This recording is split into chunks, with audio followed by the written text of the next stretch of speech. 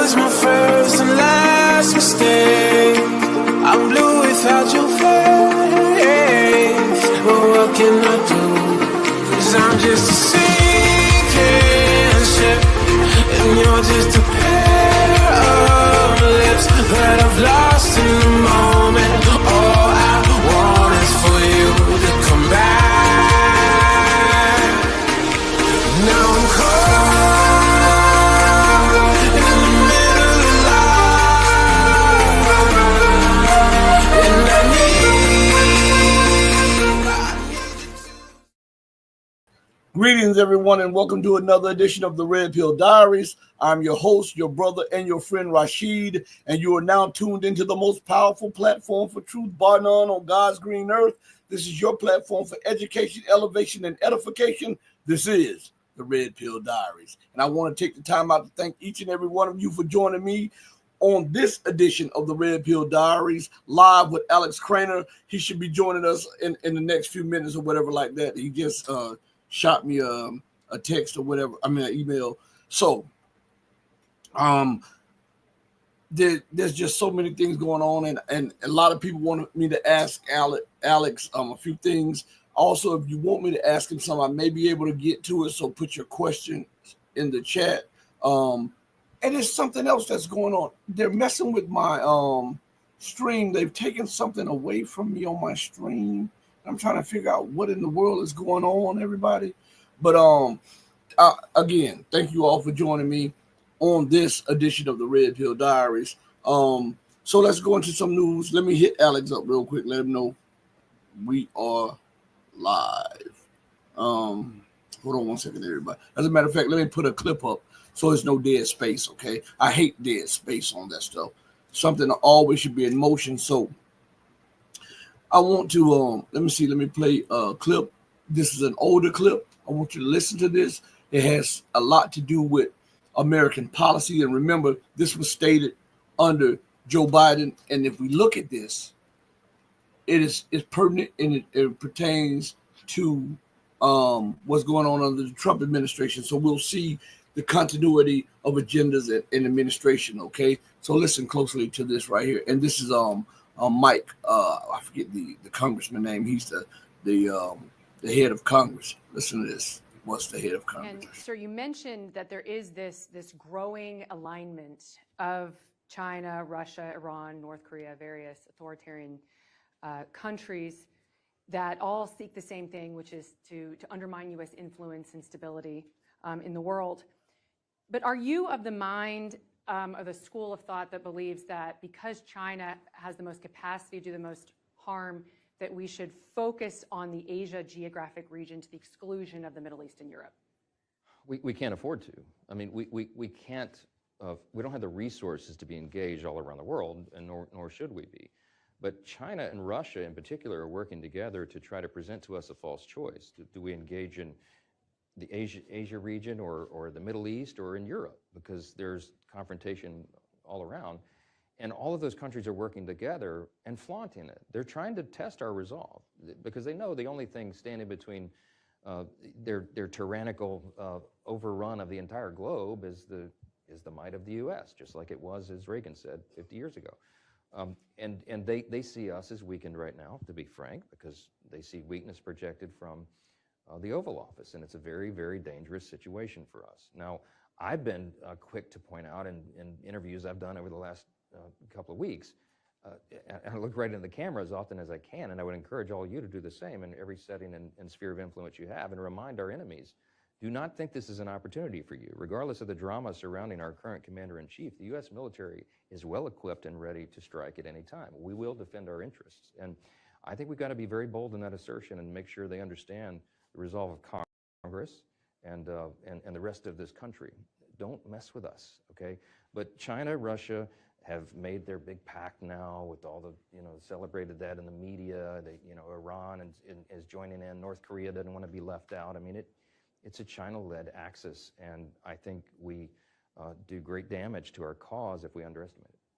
And so then on that point, I mean, I noticed in the Trump administration still viewed Russia as an acute threat, a peer adversary threat that the United States had to contend with. And it seems like the Biden administration also wants to do sort of an Asia pivot like what the Obama administration did.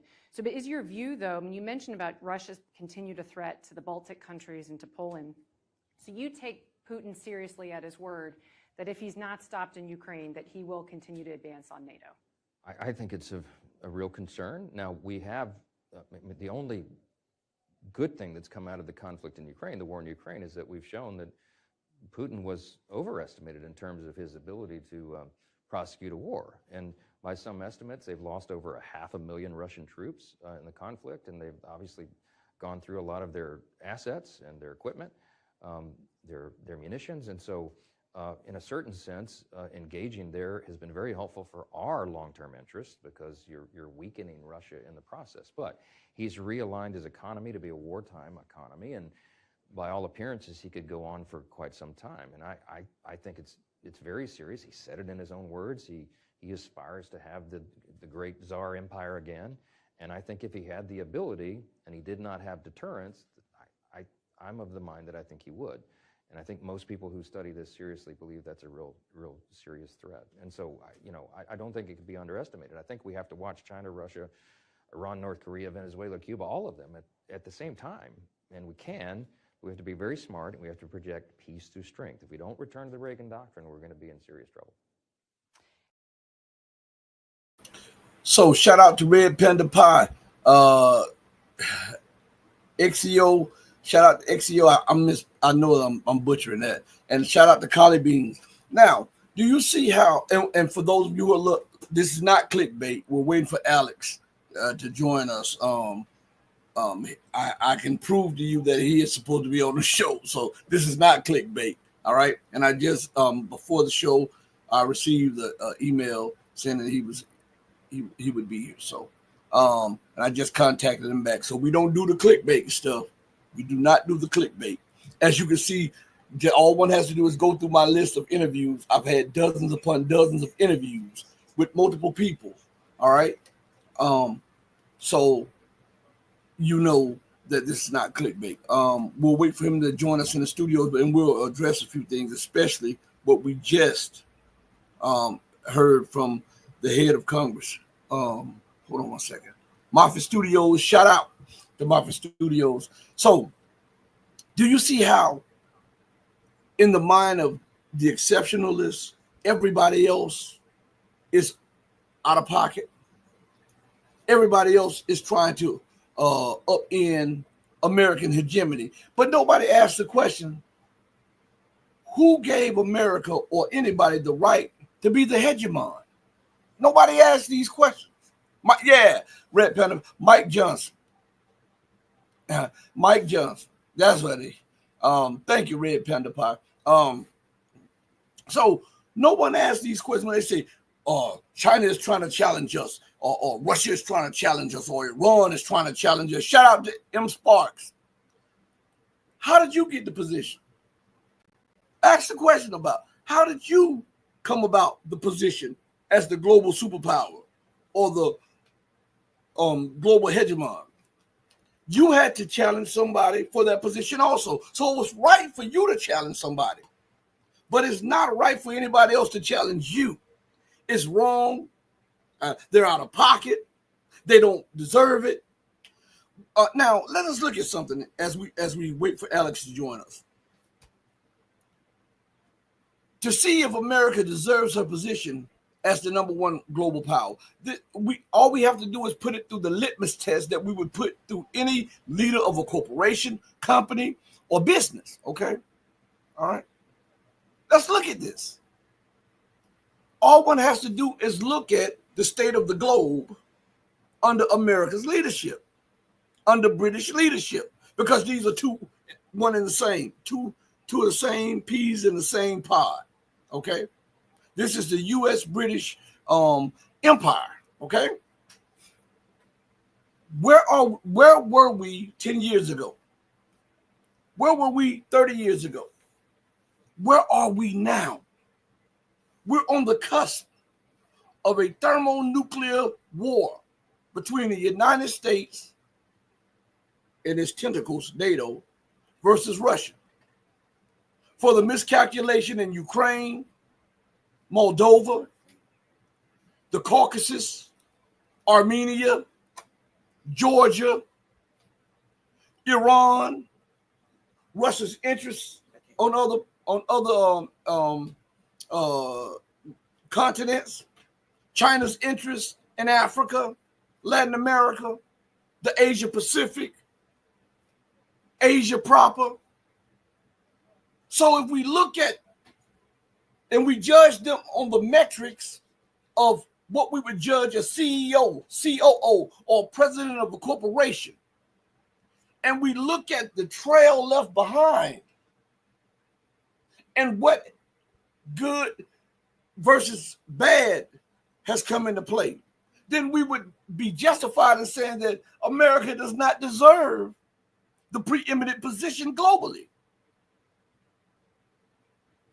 Do you understand what I'm saying? I think it's hard for people to contemplate that and to think about that on a level that they can understand, because they love to live in la-la land. They don't like to judge America because they don't admit this, but in their minds, because it has been ingrained into even those who are against the empire, it's ingrained in them that America is exceptional. Because even when they report, they'll say that the negotiations with Iran, why does Iran have 60% enriched nuclear material when there's no other reason for that except for the bomb? Well, then when we flip the script, then why does America have it? And why is nobody talking about America having it? And America is the only one to use the nuclear bombs. She's threatening nations with nuclear annihilation. She's threatening nations with the use of so-called, quote-unquote, low-yield nuclear weapons.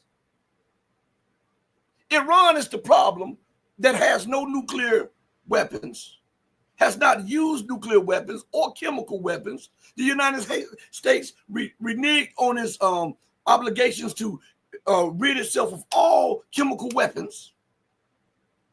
And it's talking about modernizing to the tune of $10 trillion over 8 to 10 years of its nuclear weapons. Iran is the culprit. Iran is the threat to the global order. Iran is the threat to civilization. Only in bizarre world, only in a world of exceptionalism, can you flip the script so diametrically opposed to the truth and then stand on that you flipped on. That's insane. Shout out to Random. Random. You know I always butcher your name, but charge it to my head and not to my heart. So we wait for Alex. Again, listen. Matter of fact, I can show you. I want you to see. So nobody say, oh, Rashid is clickbait, okay? And remember, there's a time difference also. All right, so let me show you. I don't want to show you the person, but I'll show you something. Let's see. Oh. Boom. Let's see. Let me mark out this part right here. For those, I hate when that happens. Hope you guys get a glimpse. All right. So, I'm just waiting for them. All right. So, again, and I have to show you that to let you know that I'm on the up and up, because it's a lot of people that do clickbait stuff, and I don't get down with that. All right. I have to put it like, and he's been on the show with 5, 6, 7 times, something like that. As a matter of fact, a lot of the guests that are on the bigger channels made their way here first. Okay. So that's a good thing. Oh, I got this. Dr. Paul Craig Roberts sent me something. Okay. I'll check that shortly. But anyway, as I said, only when you have been inundated and inculcated with exceptionalism can you go so far from the truth without even flinching. Iran is the threat to the world, but it has no nuclear weapons. Iran is the threat to the world, and it has no military bases abroad. Iran is the threat to the world, when it has no real blue water navy. Iran is the threat to the world, and it is not threatening any nation. Iran is the threat to the world, and it has not invaded its neighbors in centuries. Iran is the threat to the world, and it has a legal right to enrich uranium, and the United States has reneged on its obligations to North Korea, to Syria, to Libya, to everybody. But Iran is the threat to the world. How can they even come up with this stuff and you believe it? Huh? Iran, they say, well, Iran only needs 3.5% enrichment. Well, if that's what Iran needs, that's what the United States needs. Iran says, yes, we need 3.5% enrichment, but we also may need a 20% enrichment for isotopes to treat cancer patients and to do research. That's legitimate, right? The United States says no enrichment. Now, I want you to think about this, okay? Israel is not a participant or a signatory to the nuclear agreements, the international nuclear agreements. Iran is a signature and a participant in all of them. Iran has 20, well, until the United States and Israel attacked it, Iran had 24-hour surveillance and monitoring. But Israel refuses to allow inspectors in Dimona and its other research center. It has been in violation of international law since its inception. Let's not overlook that. Since its inception in the 1940s, the United States has no monitoring in its dozens of nuclear facilities and reactors around the country. If America has used these weapons, they've used depleted uranium. They're talking about hitting the nuclear facilities with low-yield nuclear weapons, even though those are war. Just to say that is a violation of international law. You know that, right? To threaten any nation with military action, a nation that has not attacked you or threatened to attack you, is a violation of international law. Do you what is the AI thing, the Google, and put it, and it'll come up just as quick. It is a violation of international law to threaten military force against any nation. Nobody brings that up. Nobody brings that up. Tell me why. Because it's inconvenient. But they make the villain the victim, and the victim the villain. This is bizarro world. If this is not Orwellian, tell me what is. Huh? I'm asking you these things. Matter of fact, they just put, all right, you, let's see. Hold on. We'll see if Alex is in the booth. I just saw some pop up in my booth and disappear. I was thinking that was him. So, everybody, just think about that. What I'm saying is just common sense, okay? But I realize that common sense is not so common in today's world. You hear people rarely analyze things from that perspective. Why are we always putting the onus on the victims or the accused, never the accuser or the aggressor? Why is it always on Iran to prove that it is not after a nuclear weapon? Even though successive heads of the International Atomic Energy Agency has stated that they see no evidence of this. But America, Israel, and the West makes up their own facts, and they put it before the media, and guess what happens? It becomes a fact, even though it has nothing to substantiate it. Huh?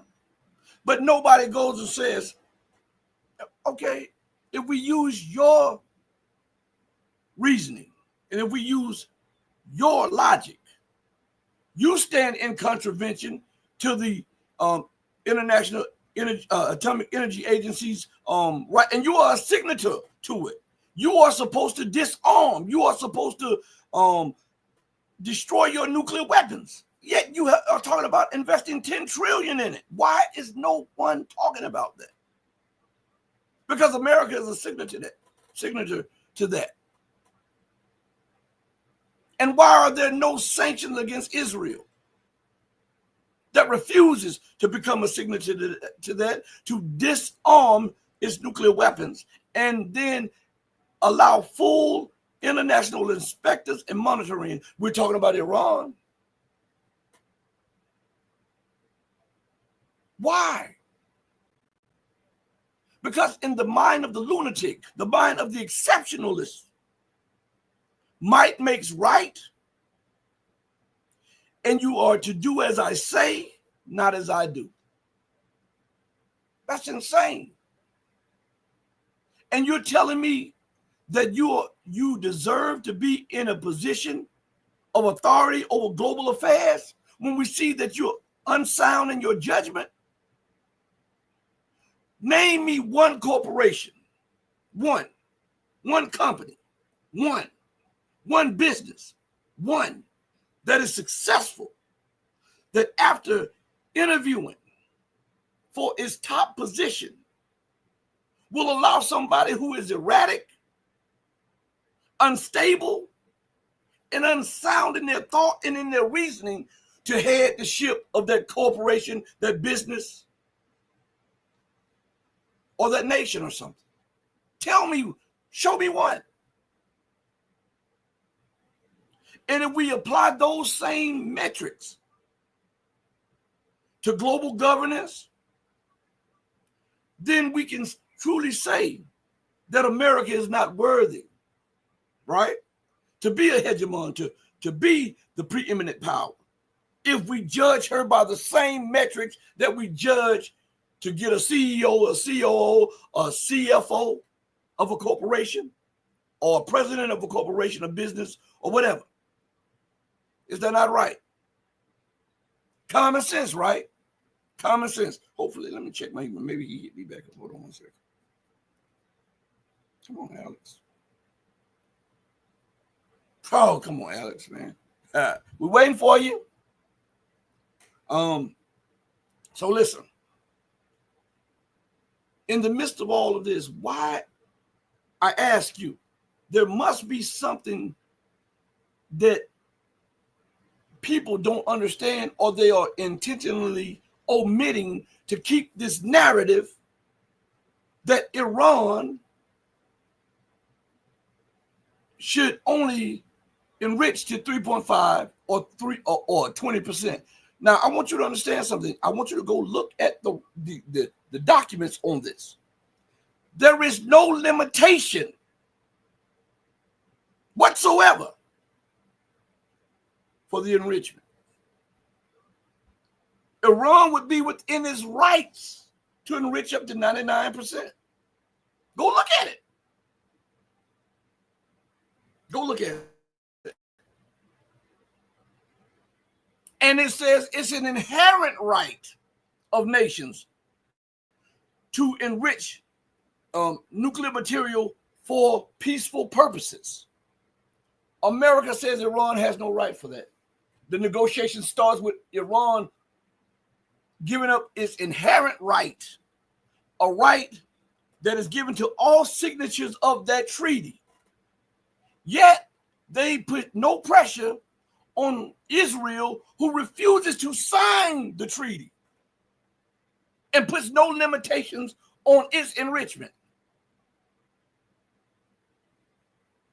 Now, how does that work? Huh? I'm asking.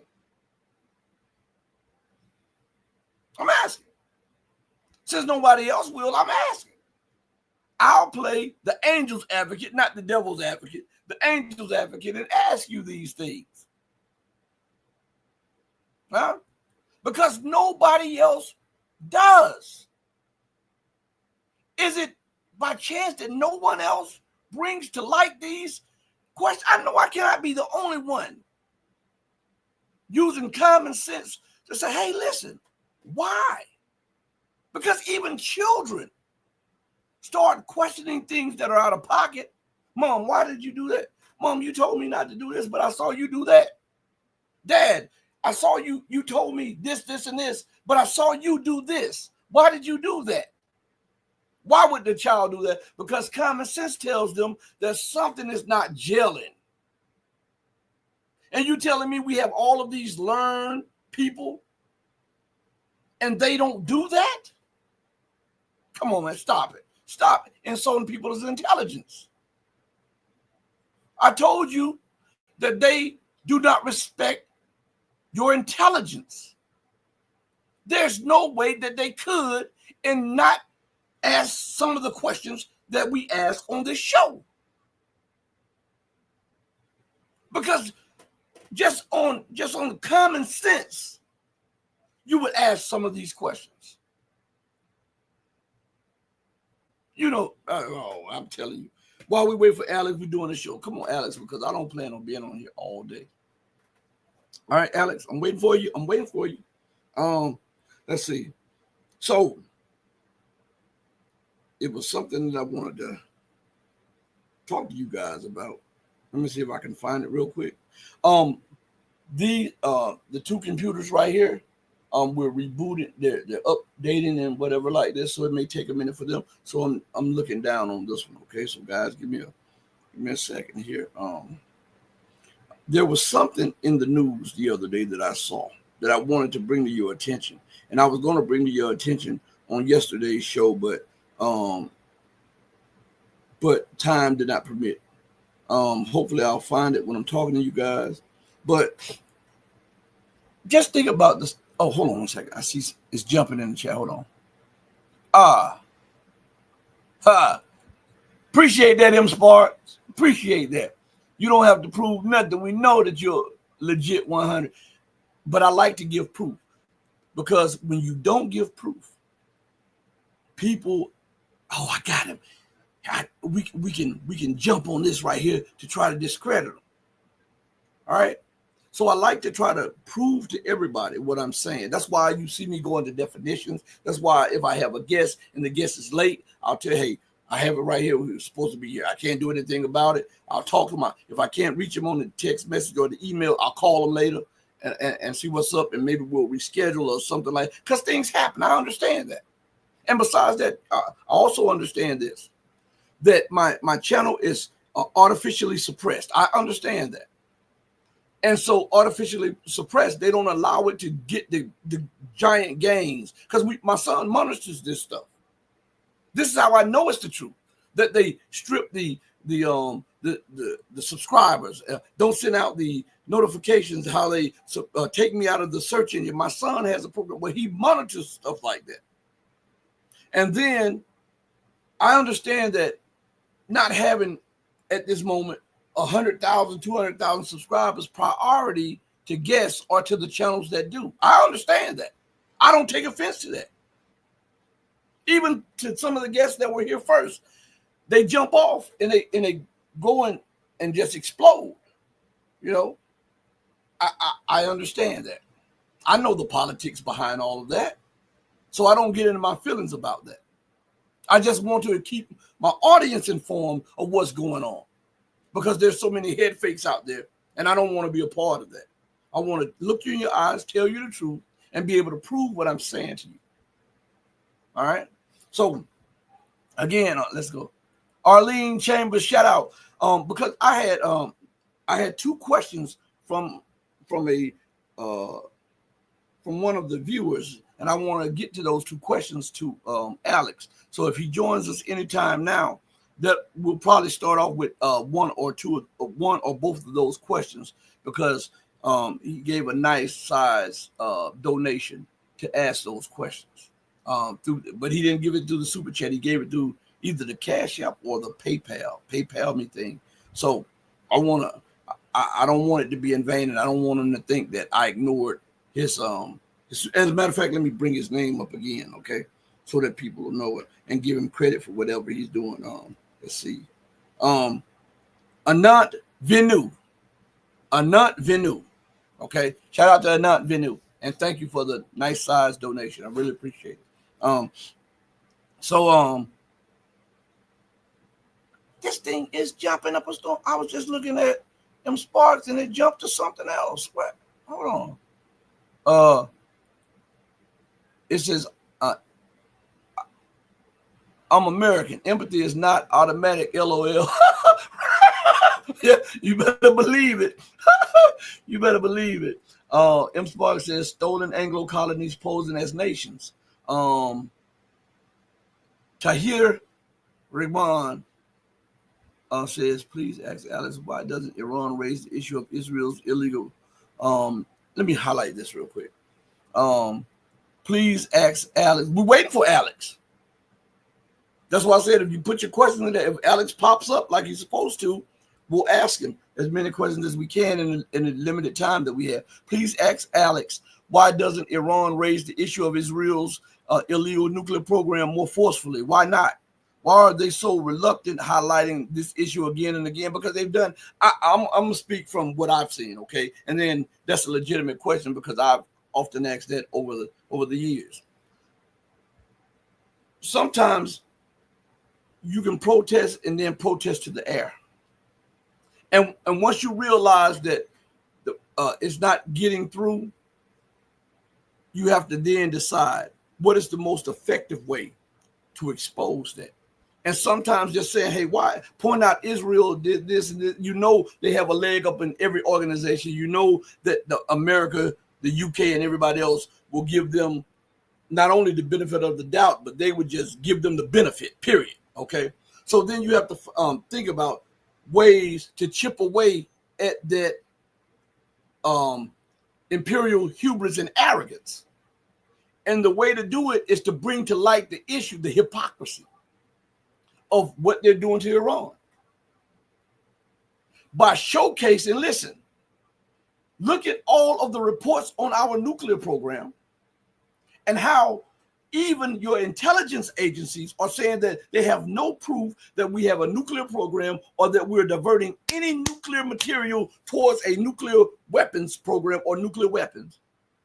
And why is all the heat coming down on us when you have your ally over here that refuses to be a signature to the very agreement that we signed and we allow monitoring and inspections to?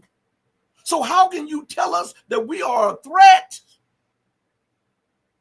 when we are showing the world that we are submitting to 24 hours on-spot inspections, monitoring, and this and this and this, and all of your reports say there's no diversion of material, and yet you say nothing about that entity that you call your ally over there that refuses to allow inspectors in. See, sometimes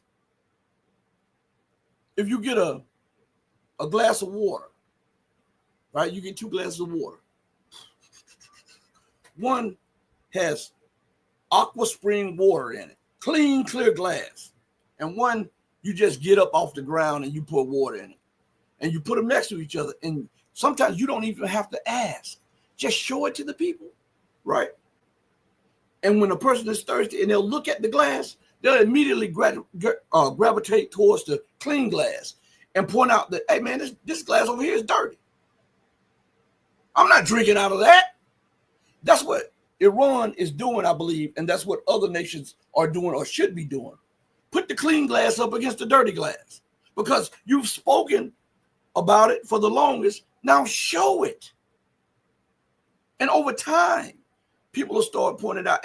And there's a lot of mumbling and rumbling that you're not hearing about in international circles that are calling, the people are calling this out. This is why there's America is doing her best to demonize Iran. Now, do you see the constant drumbeat of Iran's belligerence, quote unquote, in Iran's diversion of material? They're trying to dirty the glass that everybody sees clean. And they're trying to make the people believe that the dirty glass is the clean one and the clean glass is the dirty one. But it's not working. So you see rumblings, political rumblings in the inner circles of all of these different international organizations. And America is trying to stop the tide that is now coming against her hypocrisy and her intransigence and Israel's arrogance and the Western world's hypocritical policies towards everybody else. That's what's bubbling up now. So to hear, I hope that in itself helps you out until Alex joins us. If he just is joining us, I hope he hurry up and come on. Okay, I hit him up. Hold on, I just got a message. Hold on 1 second. Hold on. D something. Who is D? Shout out to Torre. Thank you for the super chat. I mean, not super chat, but the donation. I appreciate that. Okay, let's go down. Salute to Zenya. Let's see. M Spark says, remember W sounded. Yeah, sounded. I can't trust them. Yeah, you can't trust these fools. Wounded knee. Let's see. Alora G, I hope nothing happened to him. I hope nothing happened to him either. But I know that he hit me up and he said, matter of fact, I'll read. It's just a short message after this. He said, let's see. I don't think he'll have a problem with this. This is just a short little confirmation after he and I talked. He says, hi, Rashid. 10 a.m. Central is perfect. See you soon. Boom. He said, best wishes. So we're at 10:36, maybe, and things happen. I understand that. That's why I'm not beating Alex. Alex will come on anytime. I mean, sometimes the man is busy and he's at different meetings and stuff, and I'll hit him up and what would be good for you, Rashid? And I'll say, hey, any day here and this time, I got you. So since he looks out for me like that, if something like this happens, I have to look out for him like that. That's just the way it is. All right. M Spar says Alex fashionably late. Normally he's here on time. Mayday says my favorite analyst. Then Alex, then Brian. So Alora says no worries, things happen. Absolutely. And we got to give him the benefit of the doubt. Give him the benefit of the doubt. Don't come down hard on them people. All right. Alora is absolutely right. We got to give him the benefit of the doubt. Things happen.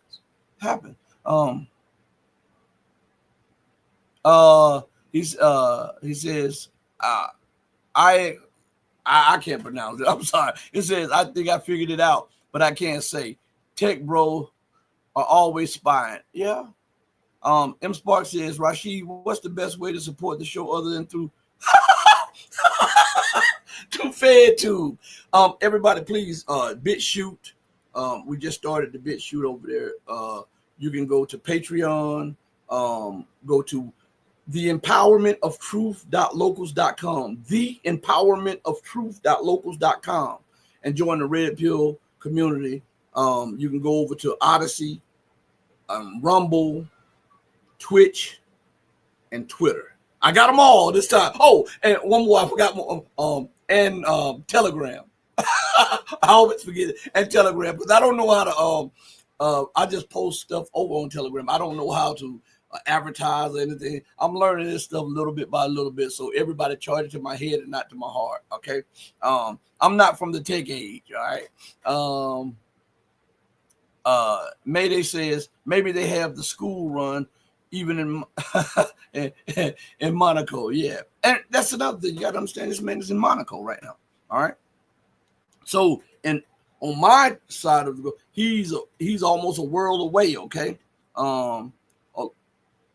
Alora says, news from Matt Stoller, Meta, Microsoft. Oh, yeah. So let's talk about this big, beautiful bill. Thank you. Let me see something. We see Elon Musk, who is the child of the alphabet agencies, now fighting with his former best friend, Donald Trump.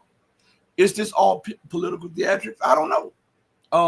But I do know this, because I read some of the stuff about the so-called big, beautiful bill.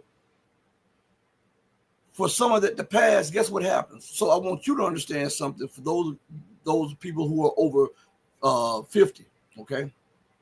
That they're working on a agreement between what was passed in one part of the government, the House, versus what was passed in the Senate. But I do know this, that they are making, if the thing passed, they're going to be making cuts to Medicaid and Medicare. And I believe, and I can be mistaken about this, I believe some cuts are going to come to veterans also. Now, this is from the president who talks about patriotism, and a president that continues to talk about the military. The problem with the presidents is this: when it talks about the military, they put more emphasis on weapons acquisitions than putting the emphasis on the people who are to carry the weapons into battle. They devote more to the weapons makers than those who will be forced to use the weapons. So they want you to believe in patriotism as a front, while they cut the pay, cut the benefits to the people who will be on the battlefield for these irrational, insane policies. How is that patriotic? Huh? And Laura has this absolutely right. Big bogus bill. Big bogus bill. And I'm just gonna say XEO. That's what XEO. I'm just gonna say that, okay? It says they need that money for the next war. I think it's only just started. What next war? We're already in multiple wars. Some of them are covert and they'll start bubbling up to the surface. Like you see what's going on in Armenia. You see what's going on with Azerbaijan. How they are rocking the boat now. Man, it's so many things to address here. And how the US, Turkey, Israel, and NATO or the EU have put their tentacles in Azerbaijan, and what Azerbaijan is doing is alienating Iran and alienating Russia, and they're putting pressure on both Russia and Iran. I was telling you guys that if Russia did not recalibrate its foreign policy, this was going to happen. I was telling you guys that Russia is a reactionary nation. They always play catch up with the policies of the West. That's why the West was able to do what they did in Ukraine. That's why they were able to do what they did in Moldova and what they're doing in Moldova. This is why they were able to at one time have Georgia become subject to American imperialism. This is why America was able to use bases in Kyrgyzstan, Kazakhstan, Tajikistan, all of those Stan nations that were once part of the Soviet Union, which reside in Central Asia, because Russia's foreign policy has been reactionary. They didn't get the memo after one color revolution, two color revolutions, three color revolutions. The so-called protests across Russia when Vladimir Putin was running for re-election. They didn't get the memo when they tried to split Dmitry Medvedev and Vladimir Putin. How the United States told Dmitry Medvedev that he should not allow Vladimir Putin to run for president again, and America would be totally against, as if that is America's choice. But they have been playing a reactionary game, and this cannot be a successful game if you're always on the defense. You have to turn some of the defense into offense, especially with an unyielding, unrelenting empire. If we look at the actions that could have been taken, and when I was saying these things, people were saying that no, don't Russia did the right thing, blah, blah, blah, blah. And then we found out even Vladimir Putin said we should have reacted more firmly in 2014. During the Maidan. Then Vladimir Putin said his regret was that he was not more forceful when there was an assault on the Donbass. I was saying these things then, and people were telling me that I was out of pocket. And then when they asked Vladimir Putin just last year, his regrets were what I was saying that should have been done. Why would you stop the militias in Donbass from taking Kiev? because the West made promises to you. And what did Vladimir Putin says? He says that he realized that he had been had by the West through the negotiation processes of what? Minsk 1 and Minsk 2. The same thing I said he shouldn't have never signed up for. You snatched defeat out of the jaws of victory. The Donbass militia, they said, would have been in Kyiv in 2 weeks. But you suppressed them to appeal to the West. He didn't understand, or that fifth column was putting enormous pressure on him because they want to be accepted with the West and they want to make that dirty money with the West. I'm not saying I'm saying that fifth column. They might have exerted pressure on him to do that. But why would you do that? Look at the loss of lives. Over 130,000 Russians dead. Over 1.2 million Ukrainians dead. Over 600,000 Russians wounded. Over 2 million or 1.5 million Ukrainians wounded. A nation decapitated. And NATO is unrelenting. But had the militias taken Kiev, boom, a lot of the deaths could have been avoided. That would have dealt with your Nazi problem. That would have gave legitimacy to the actions of you taking Odessa. As a matter of fact, I even told the people this, that instead of Russia just taking Crimea, when they rescued Yanukovych, they should immediately had Yanukovych announce a Russian as the legitimate president of Ukraine to announce a immediate Russian intervention because of outside forces destroying his country. Call a martial law, and remember that half of the country was with Yanukovych, over half of the country, because he won the vote as president. Over half of the country, so 55 to 60% of the country was on his side.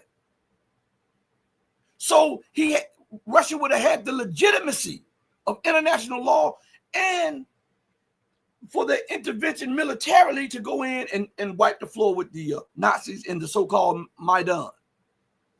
Had it been done. When I was saying this, when it was taking place, people were telling me that I was out of pocket. And now people have come to the conclusion today what I was saying during the time that it was taking place. It's crazy, right? Look at what the U.S., Israel, the UK, and NATO have done to Syria. Look what they've done to Iraq. Look what they're trying to do to Iran. Hey, and I have to say this also. I have to say this because I want you to go to what is it? Judge Knapp. Go to Judge Knapp. Listen to the interview given by Pepe Escobar yesterday. Okay. Go to Dialogue Works. I'm giving shout outs to them. And listen to the interview given by Pepe Escobar. And then I believe it was on Judge Knapp and Dialogue Works. I believe so, with Colonel McGregor yesterday. Listen to what they have said, and then go look at what I was saying. And remember that I got rebutted by a lot of bigger channels when I was telling you that Iran was the underbelly of Russia and China. And I was telling you that it is very important for America to subjugate Iran so that they can kill multiple birds with one stone.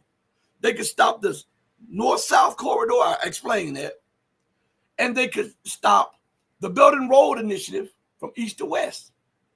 And then they could have the gun at not only Russia's temple, not only China's temple, but they could have it at Pakistan and India. These are 4 nuclear powers. 4. That if they removed Iran, they could subjugate, in their mind, China's economy. Because remember that America still has a powerful navy.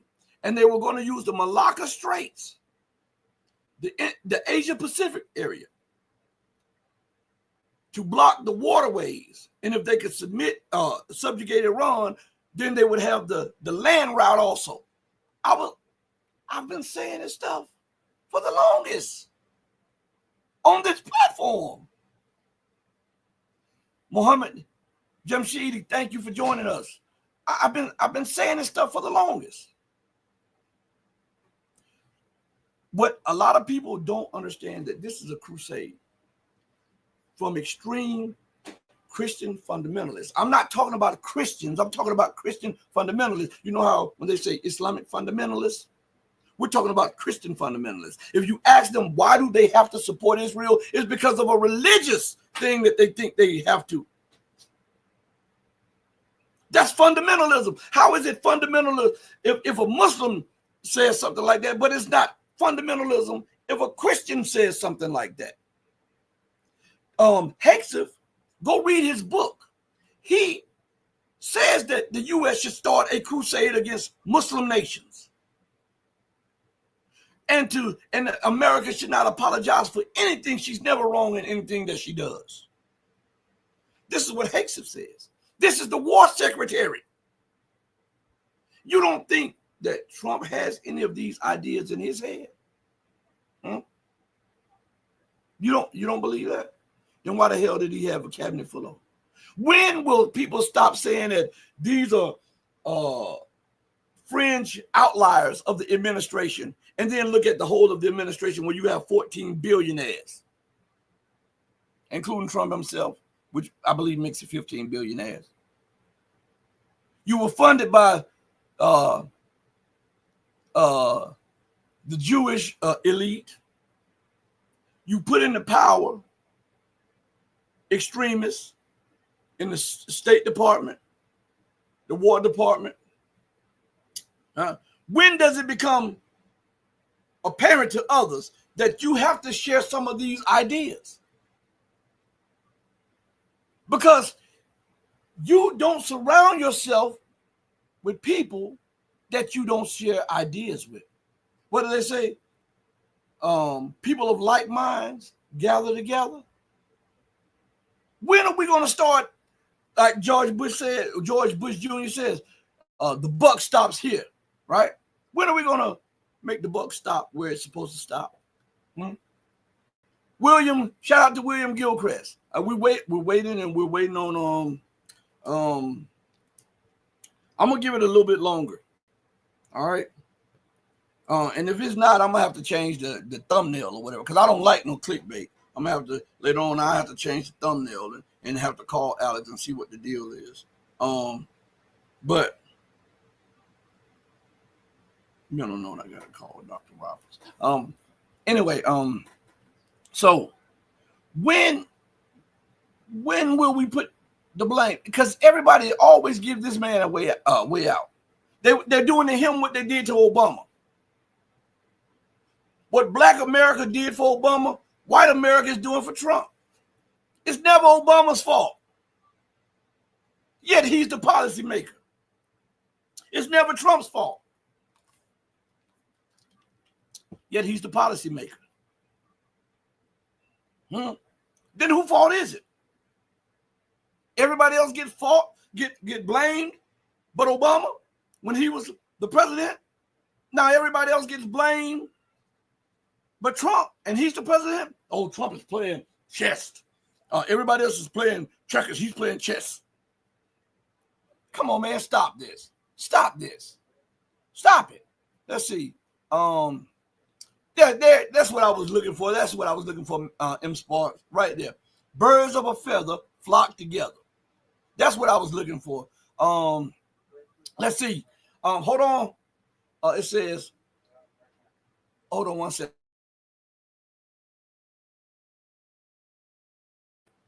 It says, the stupidest thing about these crusades is that it has cemented in the minds of white people that Christianity is a white man's religion. Yeah, and that's crazy, right?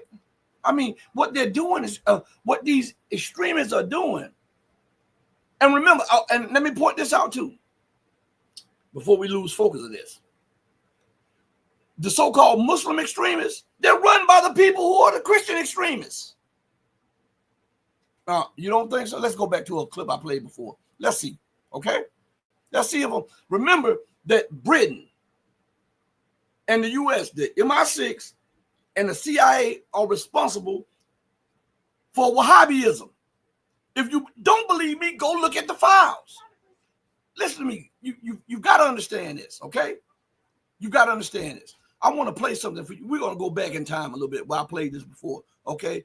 And I want you to listen closely to this. We created ISIS. I mean, ISIS is no less than the people up in Islamberg, no less than Gulen, is a CIA creation. John McCain, for heaven's sake, was over there with the ISIS officials. We created them. They came from the Al-Nusra group, the Syrian Liberation Front. These two organizations combined, and they morphed into ISIS. It's our creation. We create them. We still direct them. When ISIS warriors are injured in battle, where are they transported? They're transported, for heaven's sake, to Israel. They're treated by the Israelis in Israeli hospitals and brought back to battle. Well, plenty of the rebels have acknowledged that they've been supported by Israel, and they've thanked Israel for helping them. Throughout. In fact, arms are oftentimes caught. Israeli arms are caught on en route to the rebel groups. So tell me, who did the United States, who did Israel, who did Turkey, who did the UK, and who did NATO help to overthrow Assad? One of the field commanders of ISIS and Al-Qaeda, Gilani. So when we talk about so-called Muslim extremists, Muslim fundamentalists, these are run by the very extremists, the Christian and so-called Jewish extremists. I'm not talking about Christians themselves. Don't get this. I'm not doing that. I'm talking about the people who are hell-bent on so-called the rapture and all of this stuff. They are using extremism to vilify Islam so that they can then go and wage war without the people bucking up against them, because the people will say that that's a violent religion. When who has been more violent than the people who have waged World War I, World War II, and has put more people on running for their homes, destroying nations? We've got to do this stuff for real. My cat is walking through here. I'm sorry, everybody. So listen to this again. Let's against the state of Israel, political plots, and others.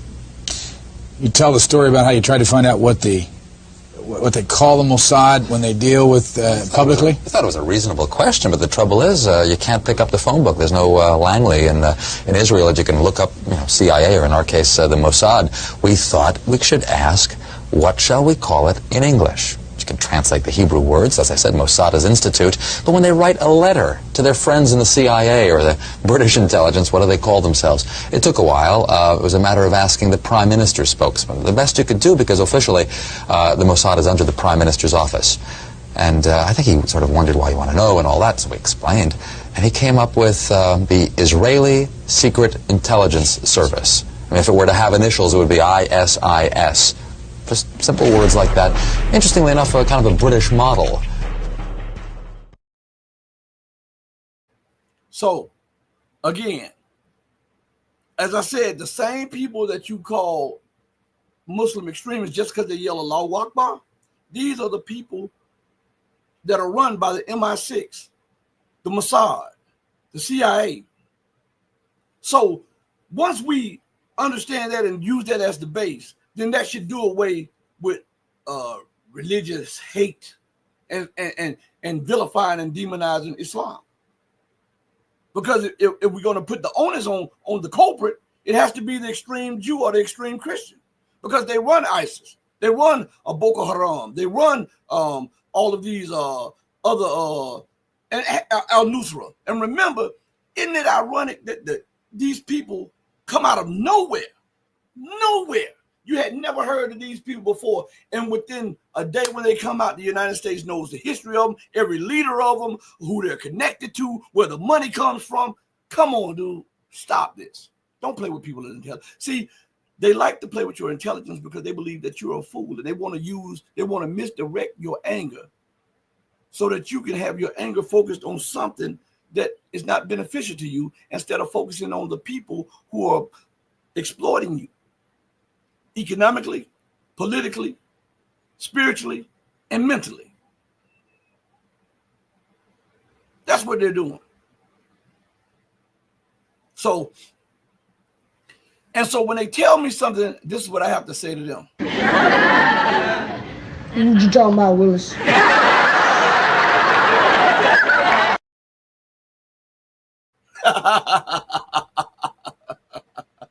Yeah. So again, with all of this going on, we have to understand why all of this is going on. It's because the empire is fighting for its survival. The U.S. British Empire is fighting for its survival. There's Alex. Alex is in the building. I told you we waited long enough, we would have him in here. Alex is in the building. I told you he gave him his word he'd be here. And so we got to bring Alex on. Alex, how's it going today, my friend? It's going well, Rashid. Good to join you. How are you? I'm doing pretty good, Alex. We were talking about a lot of things that are going on. We've been on it for about an hour, but we're going to stay on a little bit longer. Before I ask you some questions, a person, one of the viewers wanted to ask you this. Let me pull it up real quick. They had two questions, but we're going to do the first one first. It says, Alex, you have done a great deal of analysis on the London banking influence on the situation in the world, to include the Middle East. You have said that London is driving events, but also that the Bank of England is on the verge of collapse or default. How is it possible that the Bank of England is close to insolvency, given the large amount of gold and other resources they have plundered from other countries? Excellent question. I don't think that Bank of England is on the verge of insolvency. I think it's the British government and generally the British financial system. And the reason is because I think they got overinvested in their various global imperialist misadventures, which up until a certain point, it seemed that, the British were just following along with the American imperial misadventures as a loyal partner and ally. But for me personally, the wake-up moment was the U.S. withdrawal from Afghanistan in 2021 in August. And when the United States withdrew from Afghanistan, the U.S. Debates about this have been, about the manner of the withdrawal, that it was bungled, that it wasn't executed right, but nobody was really debating the need to withdraw. Whereas in the UK, in the whole of British government, the reactions were really hysterical. And so I thought that's really very strange, because you would think that the junior partner in something that's very costly and very unsuccessful would be relieved to be withdrawing from Afghanistan.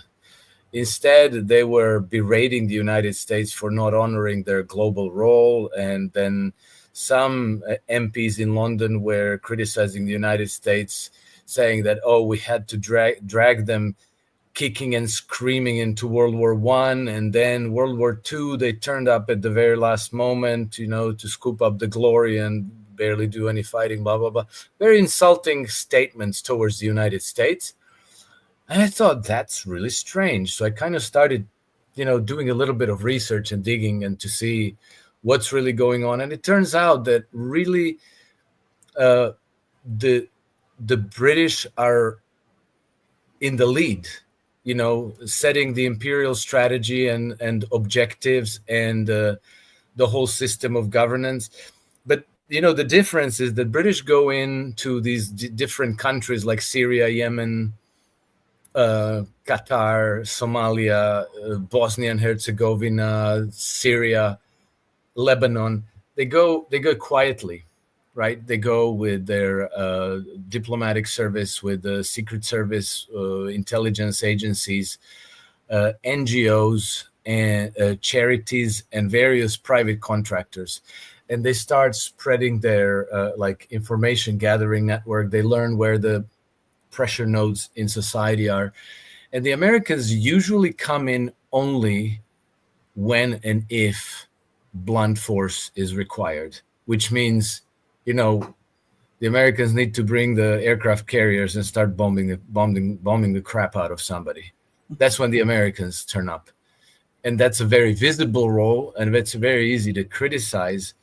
But the laying the foundation for colonial expansionism and imperialist conquest, that's done practically straight out of London. And usually we find that the Americans played a secondary role, and you can see that in Syria. You can definitely see that in Bosnia-Herzegovina today, in the Balkans.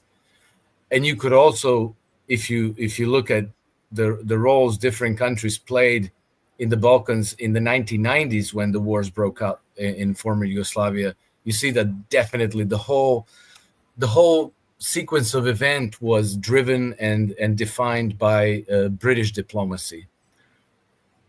And there was a lot of dirty games played there as well. And at the time, I grew up there, I served in the military there. At the time we knew it, because you inevitably find out through like the rumor mill, this massacre happened and that massacre happened, and somehow the Brits were involved, and somehow the BBC was right there, to film it or to report right after while the corpses are still warm, But back then, I have to say, 1990s, I didn't really think that the Western media was complete hogwash. So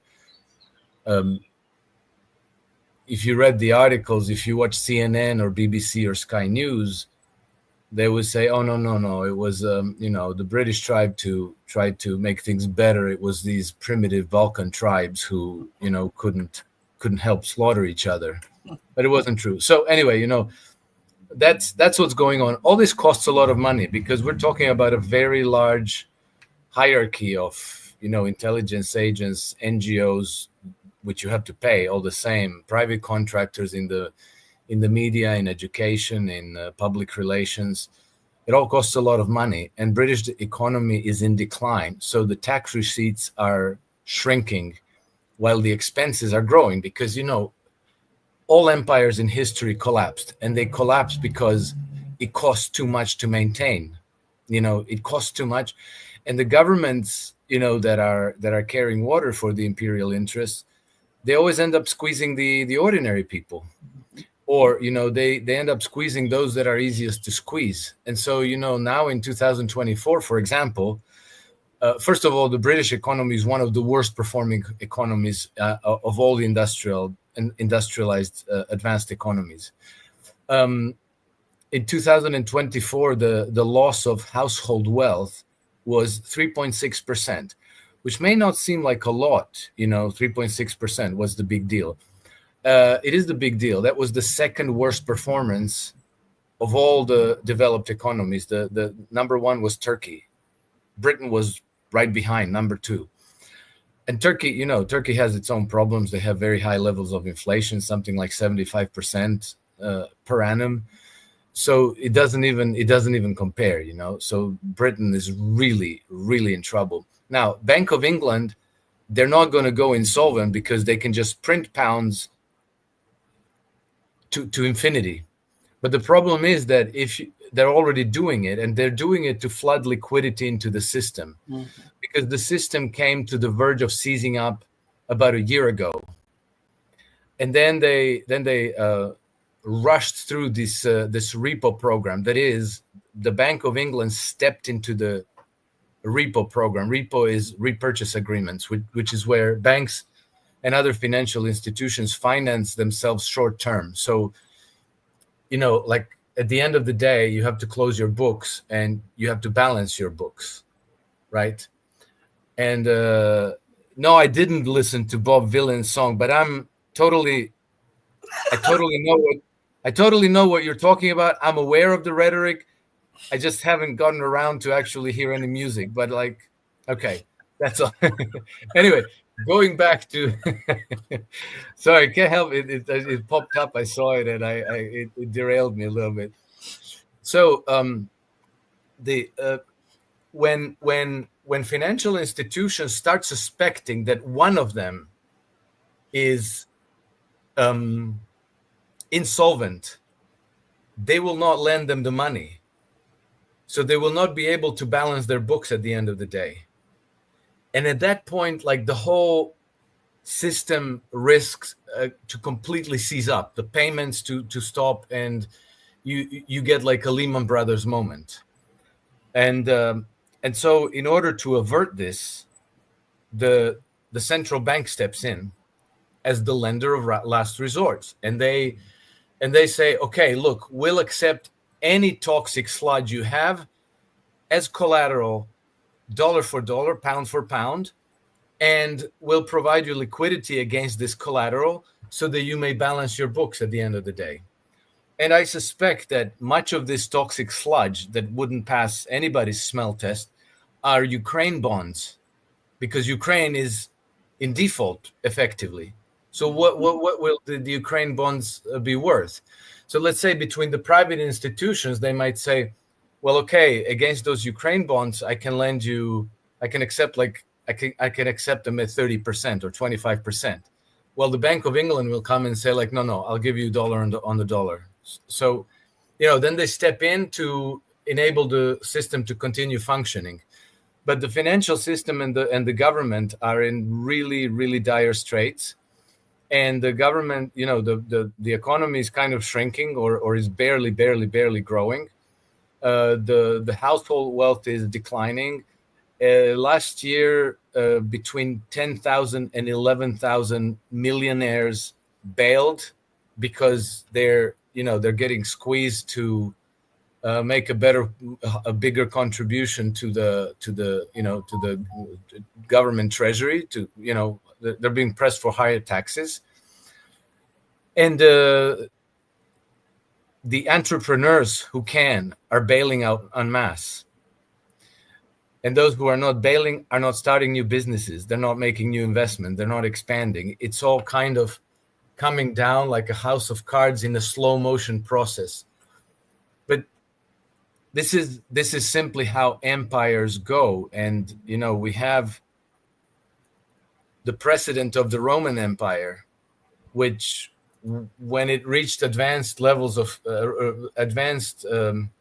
stages of collapse, you started getting social collapse, population collapse. Around 6th to 7th century AD, the houses started vanishing from the archaeological footprint. Dirt floors started becoming the norms. Simple products of daily use, like pottery and nails and roof tiles, vanished from the market. Money vanished from circulation. The whole Western Roman Empire started to devolve to barter. So, if you don't check, if you don't arrest the advance of the empire, let's say that the imperial oligarchy's pursuit of their imperialist goals, they end up sacrificing the whole society of the host nations to their imperial goals, which means that they completely deplete the host and there's next to nothing left. Of course, this is all always dressed up in external enemies and wars. So, you can see that too. That's the symptom of empire in decay. That the Russians are not even remotely threatening them, but the whole political class is foaming at the mouth about the threat from Russia and how they have to rearm and they have to send all these men to fight wars against Russia in the future. That's exactly how the Roman Empire averted social crises. They would say, barbarians at the gate, and you have to send all military males to war, where they would all get decimated, and because the military-aged men are exactly the greatest threat to the oligarchy. So you contrive a war, you get mass slaughter of these people, and you're able to preserve your privileges and power. So this is where Great Britain is, and they're kind of doing it all themselves. I'm unfortunately, the British people have very little to nothing to do with it, other than being probably next to Americans the most the most intensely propagandized nation in the world. And, it's all pomp and circumstance, king and country. We gave the world civilization and democracy and human rights and free speech, and we invented the abolition of slavery. It's like all rubbish when you actually bother to take a look into it. But this is them granting themselves the exceptional status among nations and hoping to continue to punch above their weight in global affairs. Now, I'm pretty sure I missed part of your question, but that's about that. Well, you got to get Tahir Rahman says, please ask Alex, why doesn't Iran raise the issue of Israel's illegal nuclear program more forcefully? Why not? Why are they so reluctant highlighting this issue again and again? Well, they did, they said we will give up our nuclear program if Israel gives up their nuclear weapons. But, they know that that's never going to happen. So, there's no point pressing this very hard. It's at this stage, I think it's merely a negotiating ploy to say we're not going to give up our nuclear enrichment, uranium enrichment program unless Israel gives up its nuclear weapon. And so the result is that they reject Western pressure to basically disarm themselves, to deprive themselves of a deterrent. Because, from Iran's point of view, making themselves a nuclear threshold state is merely a deterrent. They have a fatwa against developing nuclear weapons. Now, the reason for that is because under the Quran, and it doesn't apply to HTS and al-Nusra and Al-Qaeda and all of those people that are really MI6 CIA Muslims. They're not even Muslims, really. Mm-hmm. This is the proper Islam, which forbids killing non-combatants. So you're not allowed to kill a civilian. You're not allowed to kill an unarmed person. So this is why nuclear weapons are proscribed, because you inevitably end up killing a lot of innocent people. But as a security matter, bringing yourself to the threshold of being able to produce a nuclear weapon gives you a deterrent, which means that your enemy has to think twice before they're going to launch a nuclear attack on you, because they must know that you will be capable of responding in kind. And so the Iranians want to keep the deterrent. And so they're saying, we'll give it up if they give it up, but they know that they will never give it up. So there's no point pressing the issue. They just have to do what they have to do to ensure their own security. And to my mind, this is what they are doing. And then, what happens, time will tell. I got some information at the beginning of the week that Israel is planning some surprise event in their confrontation with Iran for this week. So today's Wednesday, right? So another 2 days, maybe over the weekend. I don't know. We'll find out. Maybe they're just bluffing. Maybe nothing's going to come out of it. I see that Trump is putting pressure on them to pack it up and to not renew hostilities with Iran. But we'll find out. And then, Iran has the advantage of time. They've been there for a few thousand years. They've been there as a major civilization for 3,000 years. They haven't gone to war. They haven't invaded another country in more than 300 years. What's happening on a day-to-day basis to them, they can wait it out. They are, they do have difficulties. They do have problems, economic issues of economic and social development, but they are a sustained nation. They are, their system is sustainable. Whereas, Israel, I think, without the support from Western powers and the United States, cannot sustain themselves. Their economy is in a severe crisis. And so I think rather than pressing this issue, the Iranians have the advantage of waiting things out. Okay. Speaking, since we're on that, Alex, why do you believe that Iran agreed to the ceasefire that was begged for by the Israelis when they were exacting a heavy toll on the Israelis for the decapitation strike? Because I still believe that they should have went after the leaders, some of the leaderships of Israel, the same way the Israelis went after their leadership. Well, it seems to me that they have a different approach to warfare. And I think that if you listen carefully to some of the, let's say, more better learned, less fanatical people in Israel, they will tell you that this business of killing leaders of your enemy powers doesn't do much of anything at all. Maybe it causes a temporary setback, but Hezbollah is still there, Hamas is still there, Iran is still there, Syrian Arab army is still there somewhere, in Iraq, in Latakia surroundings.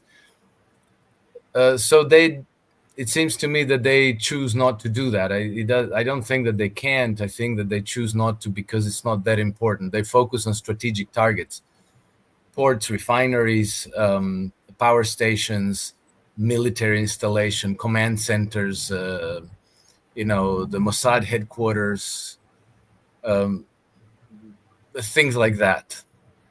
So I think it's a difference between strategy. Now, why they didn't continue to attack? I think that the Iranians and the Russians and the Chinese want to avoid a regional war because there's a risk that such a war could escalate into a world war, including the use of nuclear weapons. So I believe that the Iranians were pressured by the Russians and probably by the Chinese as well to accept a cessation of hostilities, and that and okay, so that's one possibility. But I have to also entertain the possibility that this was agreed with the Trump administration, because the whole attack, the Americans bombing Iran and then Iran retaliating, that was a little bit of WWF fighting.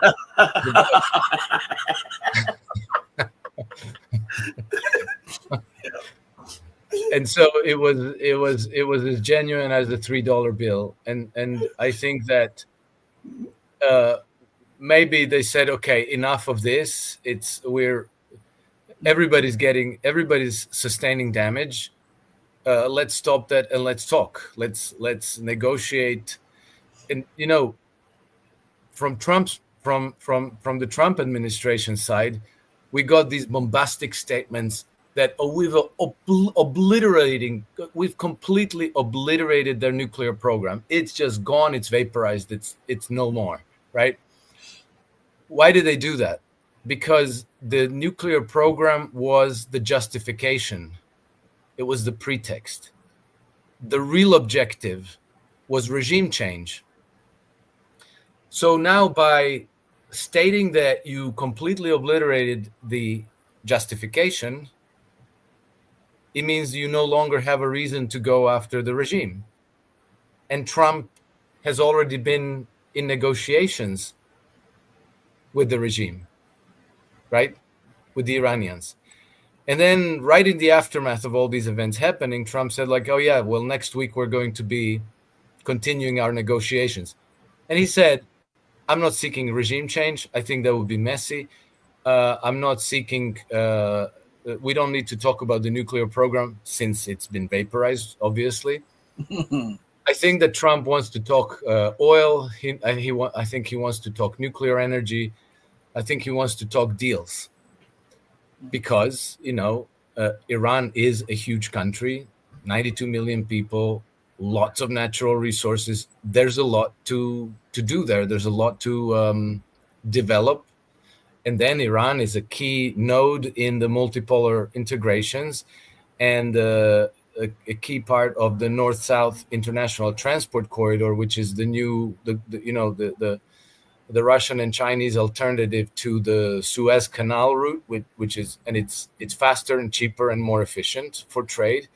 So it's an opportunity to sideline the Western imperial forces in favor of the multipolar integrations and BRICS countries and so forth. And even though I recognize that today most people don't trust Trump as far as they can throw him, he has been very consistent in his statements and in his policy positions that the United States is abandoning the post-World War II global order, and that they are recognizing the multipolar integrations as the new reality that the United States wants to embrace. So from that point of view, what happened between the United States and Iran actually makes sense and is consistent with what Trump administration is trying to do. And then I think that the Israelis, the British, and the whole pro-Zionist faction in the West realized that they got shafted, and that if they accept the lie that the nuclear program in Iran has been obliterated, they just lost the pretext for war. So then they all started like, no, it hasn't been obliterated. It's where's the uranium? So many kilos of uranium. We have to send IAEA in there to find where it is. We have to continue. They want to continue the war, and now they realize like, well, shit, we lost our justification that our populations are going to say like, okay, go bomb away because we can't allow the Iranians to have a nuclear weapon. Israelis, okay. Pakistan is fine. India, no problem. North Korea, yeah, okay, whatever. But Iranians, never. That's the red line. We can never accept that one, because Iranians, every 300 years or so they attack somebody. So they're far too dangerous. Well, Alex, you said something earlier about the Syrian Arab army being somewhere in Syria and around Iraq. Could you elaborate a little bit on that? Yeah. So, okay. So this all happened in December of last year. So more than 6 months ago. My memory is a bit vague, but I remember that at the time when the events were taking place, that a whole tank division of the Syrian Arab Army crossed the border of Syria into Iraq. And one of the top Syrian generals, one of the most popular ones with the military, was leading, and one of Bashar al-Assad's brothers was in that group. And then I also heard reports from people on the ground that the Syrian Arab Army didn't entirely disband, that their elite units that were centered, I think, around Homs or somewhere there, that they kind of melted into the mountains around Latakia, and it seems that they went kind of underground, like Hamas, like Hezbollah, and I haven't heard about that since, but it appears that they are still there and that they are waiting for a change of circumstance or an opportunity to reclaim part of Syria, to put it under their control. Well, why are they allowing the Alawites and the Christians and the other factions of Islam to be slaughtered by the head choppers run by the U.S., the U.K., and Israel? Yeah, I don't know. That's a good question. I don't know an answer to that, which puts the whole Syrian Arab Army around Latakia under a big question mark. But I'm just telling you what I know was reported from the ground at the time, and why they didn't intervene, I wouldn't know. We have a question here says, Nana A says, will Britain go down when Ukraine loses the war? Yeah, I think so. I think that Britain bet the ranch on the Project Ukraine, and that Project Ukraine is rapidly disintegrating. I think that Britain is now down to printing money to cover up all the bad debts. And when you print money, what ends up happening is that you continue to dilute its purchasing power. So at some point, you're going to get a reacceleration of consumer price inflation. You're going to get a social uprising, very probably, and you're going to get a sharp spike in interest rates and a decline in the purchasing power of the British pound. These things are very difficult to predict how, when, and why they will happen. You know, they usually have like a triggering event that accelerates the decline. You can't necessarily predict it because it can be something stupid. It can be like a concert at Glastonbury, you know, some event that galvanizes the population, and then you start losing control of the, you know, of your nation. And then, you know, international investors start bailing out. They already are, you know, as we spoke a minute ago, between 10 and 11,000 millionaires bailed out to not get fleeced by the government. The household wealth is down. The GDP growth is extremely anemic. The fiscal position of the government, which was judged catastrophic already last year, has only gotten worse. And the government seems obsessed with completely idiotic things like capturing carbon from the atmosphere. Yeah, I know. I know. It's almost like the lunatics from the asylum took over. They're busy plowing billions of pounds into carbon capture schemes. They're pursuing all these net zero projects that involve, you know, sabotaging agriculture, you know, destroying agricultural production, eliminating red meat like lamb and beef and pork from the diets of the British people in favor of crickets and worms. And they're obsessed with waging wars all over the place, you know, Israel, Syria, Lebanon, Bosnia and Herzegovina, Ukraine, Myanmar, Somalia, you name it, they're all over the place. And, you know, now they have the newest thing where they are talking about, oh, yeah, you know, we should have a division of labor between us and the United States. The United States should go kill China and we'll focus on killing Russia. And, you know, they don't care that the ordinary Britons are barely surviving. Just last week, the Guardian had an article about the decay in mental health among the British. Hold on, I want to find this and read it out to you because it's just staggering. Give me a quick second. Okay. That I pull it out so I don't say something off the wall. All right.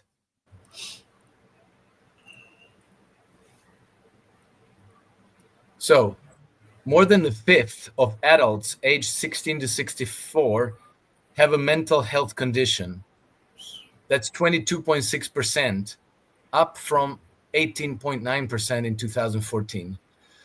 Then, more than 1 in 4 adults reported having had suicidal thoughts.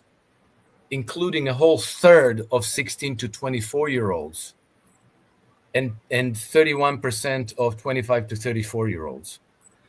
Self-harm rates have quadrupled since 2000 and risen from 6.4% in 2014 to 10.3% in 2024, with the highest rates among 16 to 24-year-olds.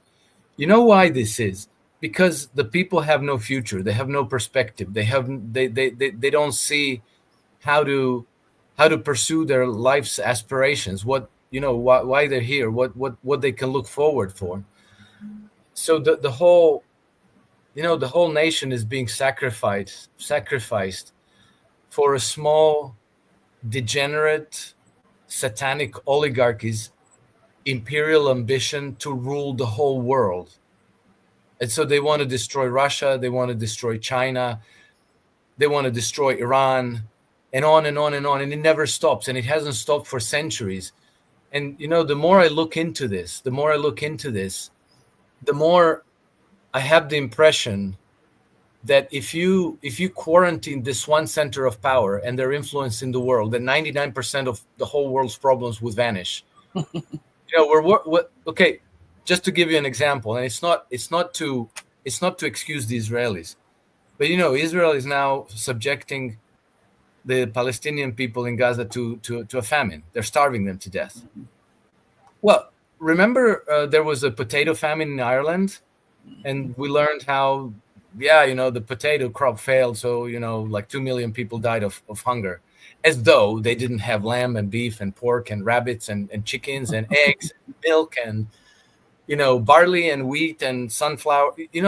It wasn't just, they weren't just growing potatoes in Ireland, but somehow that lesson of history got airbrushed and distorted, and people just went like, oh, how unlucky for them. Well, come to find out that, like, for example, when the British were ruling India, over a period of about 120 years of British rule of India, they recorded how many famines? 33. Do you know how many famines India has had since the British rule ended? Exactly 0. So it's, it seems to me that they act through proxies. Ukraine's their proxy, Israel is their proxy, as the leader of British opposition blurted out in public. They're doing these things, that they keep doing these things, and it's always in pursuit of imperial hegemony. And I think that if you pushed back against them, if you check their influence, if you kind of quarantine that center of power, that the whole world would become immeasurably a better place. Well, do you think we're looking at the loss of purchasing power in the UK? We're looking at the loss of purchasing power in the US, and these, as I often tell people, these two are one and the same. The US and the UK are one and the same. All you have to do is look at the New York Stock Exchange tied to the London Exchange. The gold exchange is tied to the London Gold Exchange, and all of this. So with them losing on all ends everywhere, do you believe that war is imminent because they need war as an excuse? They need war to expand the debt. They need war to try to cement their power. I think it's not the same, Rashid. I think it was the same, exactly the same under Obama, under Clinton, under Joe Biden. I think it's not the same under Trump, because Trump. Okay, so one thing that British are absolutely obsessed with is to derail any relations between the United States and Russia, because United States and Russia are naturally allies. They're natural allies. So if they talk, if they negotiate, if they deal about this and that, address the real problems and challenges that they face, they'll find a lot of commonalities. They find a lot of reasons to cooperate in a constructive and mutually beneficial way. And so, when you had a complete breakdown in relations for 3 years under the Biden administration, the Brits were very happy. The Europeans in general were very happy, and everybody got along well. Now Trump calls up Vladimir Putin, and they have a 2-hour conversation. And now, since the 19th May, Trump and Putin spoke 3 times, long conversations, right? Not just like, "Hi, what did you have for breakfast?" So they're quite vexed by the U.S.-Russian relations improving. Trump did effectively extricate the United States from the project Ukraine because the British wanted the United States to give them a security guarantee, which effectively would mean that if the British deployed their own troops there and their own troops came under fire, whether for real or by some false flag attack, the United States would oblige itself to go in there and intervene. So again, the use of blunt force is always outsourced to the United States and the American military, and that would lead United States into a wide, large-scale war against Russia. But Trump has, extricated the United States from that. And then, the British have tried on multiple occasions to get the United States into a war against Iran. And the first one that I paid close attention to was in 2019. If you remember, there was the Iranians downed an American drone in the Persian Gulf. And then there was this hysteria about, Trump should go and bomb Iran. And Trump said, no, I'm not going to do that.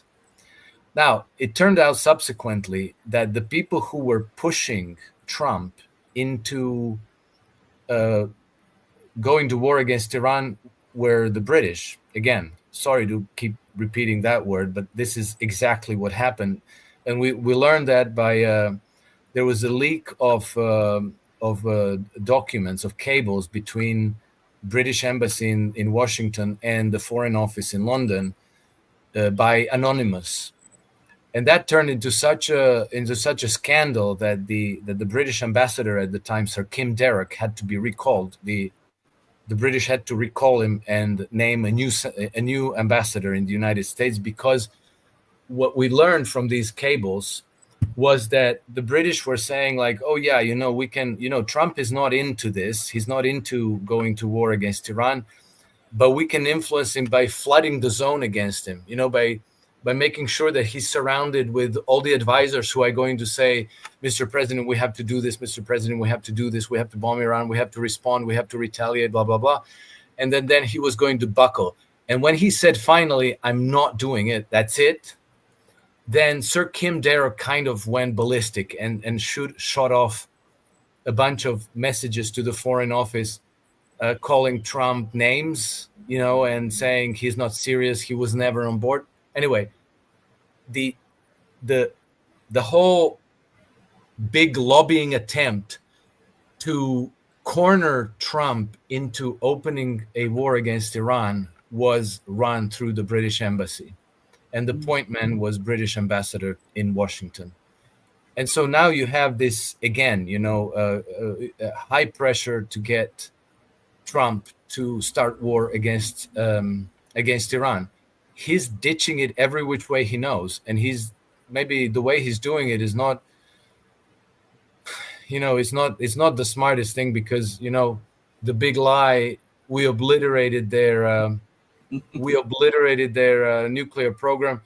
It's a lie with very short legs, because maybe it would have been better to say, I think we inflicted severe damage, but we're going to have to verify. We're going to have to send inspectors, investigators, and then you gain maybe weeks or months or whatever until the real state of affairs is established. But if you go with an obvious lie, then you're going to have other people come and say like, no, you didn't obliterate anything. We have to go back to bombing. We have to go back to war. Anyway, the point of everything that I'm saying is that United States is not the same as Great Britain. And then also with regards to the capital markets, that the interest rate used to be determined in London through LIBOR. The banks used to apply interest rate in function of LIBOR plus this or LIBOR minus that. But since then, Jay Powell replaced it with SOFR, secured overnight finance funding rate. And that one is determined in New York, not in London. So that's a gain in American financial sovereignty in favor of the American government versus being like being run out of London.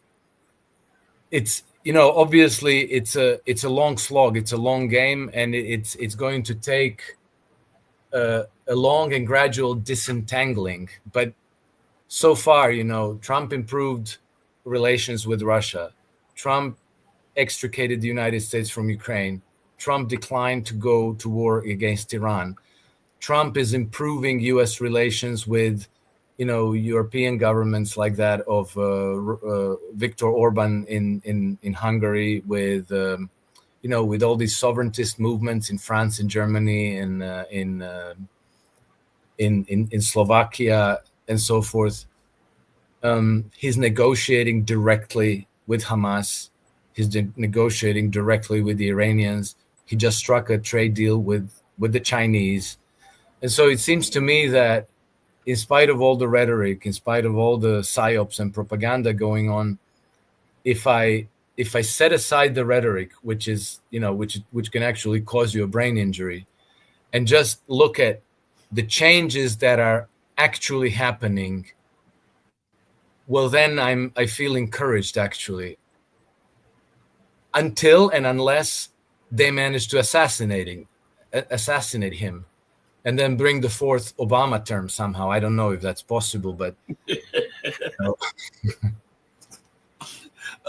Red Panda Pie asked a question. Said, as it was one of your hypotheses, do you still think this attack on Iran was maybe a trap for Israel? A trap. You could think of it this way. I'm not sure. It could have also been an attempt to rescue Israel from itself. Because they were pushing headlong into a war that they had no way of winning. The whole point of the war was to drag the United States into it. But I think that Israel would get so severely damaged in the process, it could even get destroyed altogether. So I don't know if Trump was trapping Netanyahu or if he was actually rescuing him. I find it very strange that he's actually gone as far as intervening into Israeli internal affairs to try to save Netanyahu from the court cases that are pending against him. And I'm not sure how to explain that, but I think that if Benjamin Netanyahu goes, nobody really knows what happens next. And what happens next, they could say that was all Netanyahu's bad stuff. We're going back to war against Iran, without him. So maybe, it's possible that Trump wants to save Netanyahu's political career because he wants the peace deal with Iran to stick. And then he's also pressuring Netanyahu's government to make peace with Hamas and to stop the war in Gaza. I don't know which part of that is sincere. I don't know which part of that is psyops or deception. But looking at the events on the ground, I give Trump benefit of the doubt that he is sincere. But we'll find out. We can't know for sure because everything we hear is mostly psyops. And one day they tell you black, the next day they tell you white. You have to freaking figure out which time they meant it and which time they were lying. Mm-hmm. So as we said before, the economic situation is deteriorating in the United States, the UK, and Europe, and yet they're still trying to push this Ukraine war. And I see that Macron called Putin yesterday or day before yesterday. What's going on? Are they capitulating, or are they trying to save face, or what? I don't know. I didn't hear anything about Macron's call to Putin. I don't know why Putin would even accept a call from Macron. Macron has proven himself a duplicitous, backstabbing snake. He had conversations with Putin, which the diplomatic protocol imposes that they be, how do you call it? That they are held in confidence and discreetly, and then maybe the government can provide a readout of the call. And Macron, in very blunt breach of good faith, actually had French journalists sitting around listening in on the conversations.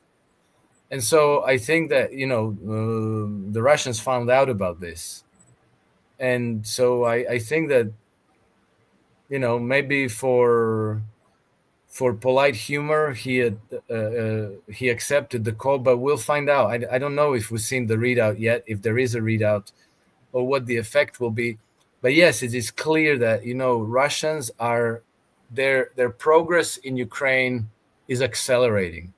The French did send additional troops to Ukraine, as did, I think, the British. And of course, the Russians have even created a system of incentives that puts a premium on eliminating Western troops in Ukraine. So they are target number one. As soon as they learn that there's a French battalion coming to Odessa, well, they're going to target them 100%. So I don't know. Maybe Macron is begging him not to strike the U.S. troops, French troops. Maybe they want reassurance that they won't go for Odessa, because now the British and the French are obsessed with retaining control over Ukrainian ports, well, i.e. Odessa. And this is why they're sending their troops there now to try to secure Odessa for Western-aligned Kiev government. But I don't know the exact answer to what they talked about and why Macron called him. Russia would never accept that. Odessa is a former Russian area, so Russia would not accept French and British occupation of Odessa. So knowing that, Alex, where are we at in the Ukrainian war? I mean, we see the front lines collapsing across the board. We see Russia, the slow grind is starting to pick up pace, and we see the funding drying up for the Zelensky regime, and panic is setting in the Ukrainian armed forces, along with the government. And now the people in Ukraine are demanding answers about their lost loved ones. Where are we at? Yeah, we're in the advanced stage of disintegration of this whole project. And I think that this is maybe the reason for Macron's call. What cards does he have to play? So I'm going to speculate, but all I have is speculation. So if you look at what cards Macron has to play, it's not great, but he can maybe say, well, if you stop at the 4 oblasts and don't continue to Kherson and Nikolaev and Odessa, then maybe we can, lift sanctions. We can maybe lift some sanctions, or maybe we'll release whatever is left of Russian frozen funds in European banks. They probably already stole a whole bunch of it, but some of it is still there. So I don't, I imagine that he could have played one of those cards to try to get Putin's commitment to leave Odessa with the rump Ukraine and to leave them the Black Sea coast, because that's what the British and the French, this is now the priority objective. Of course, I entirely agree with you that this will be completely unacceptable to the Russians and to Putin.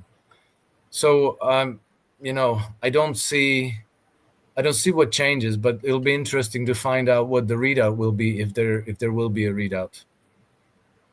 All right. Well, we have one more question for you because we know you're a busy man, and I thank you for making time for my schedule again, my friend. What do you see the international climate being like between the United States, Israel, and Iran in the coming weeks? Are we headed for more war, in your opinion? Because you said you got information that Israel is planning something. I've heard other people say that Israel is planning something. Do you think we'll be in a regional war if this thing starts over again? It's very hard to say. I do believe that Israel will renew hostilities. That's their thing. I think that sparking a wider war is the last hope for Benjamin Netanyahu's government to survive. And maybe this is even the reason why Trump intervened to ask pardon for Benjamin Netanyahu, because he's pushing for wars to save his career. And to save himself from going to prison. So maybe he thought if he gets a pardon, will dissipate this pressure to keep going to war. The other problem that I see is Syria, because Syria itself is on the verge of descending into a civil war, and it would be very, very difficult for Israel, for Turkey, for the Kurds, for the United States, and for Iran to stay out of that war. So that would be, that would, all bets are off at that if that happens. So I think it's a very, very tense balance, and I think that it seems to me that Trump is trying to take the best advantage possible while the truce kind of lasts and is being maintained. But I think that the potential for things to go wrong there. And so even if Israel does nothing, they completely abide by the terms of peace, they stop the war in Gaza, and they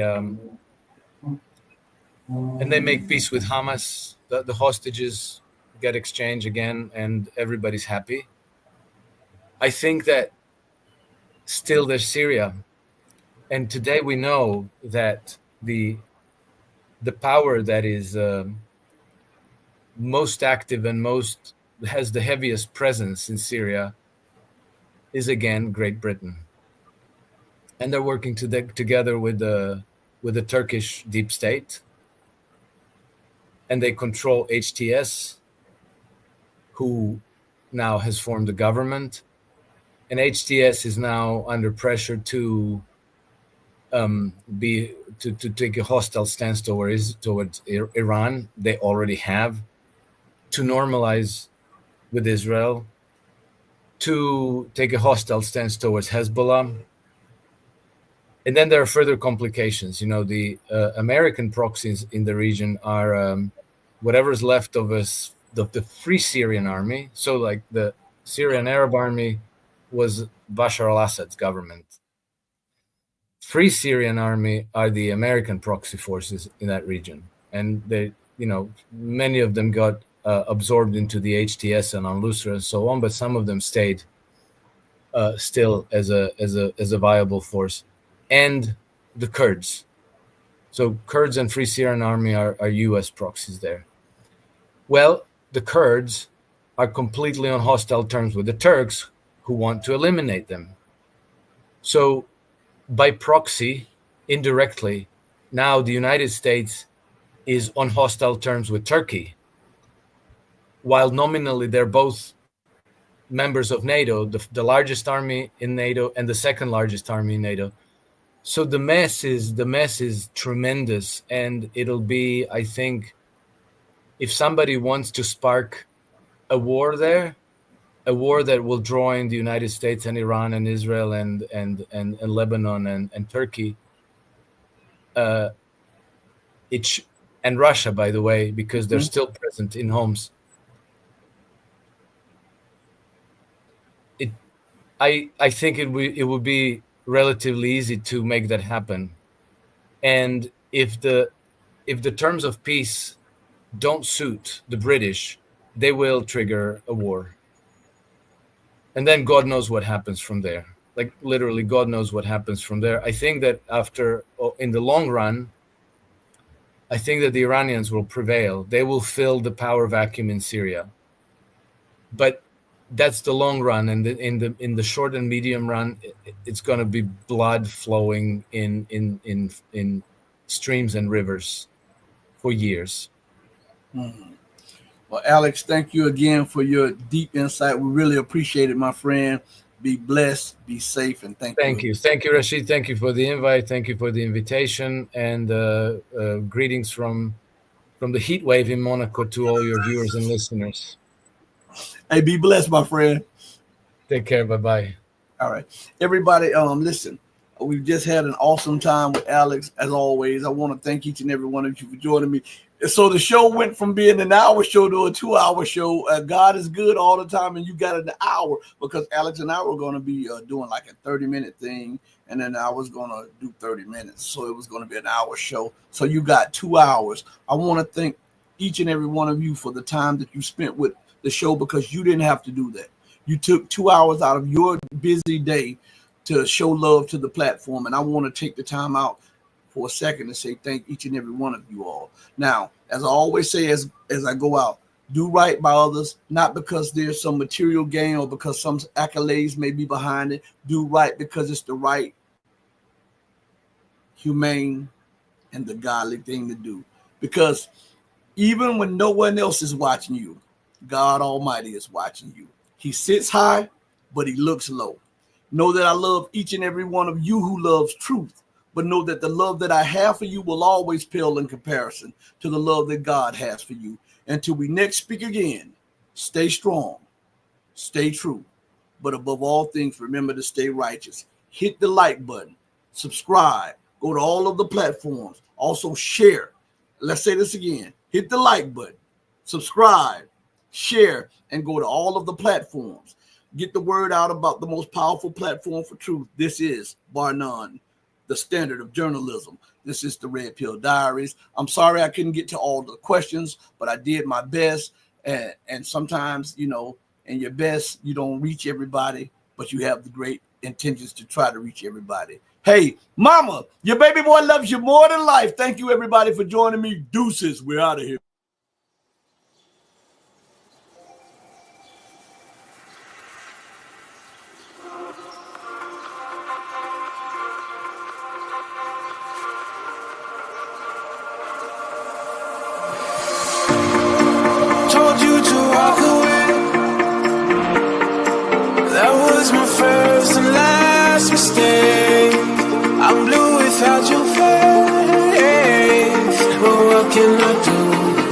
I'm just a sinking ship, and you're just a pair of lips that I've lost.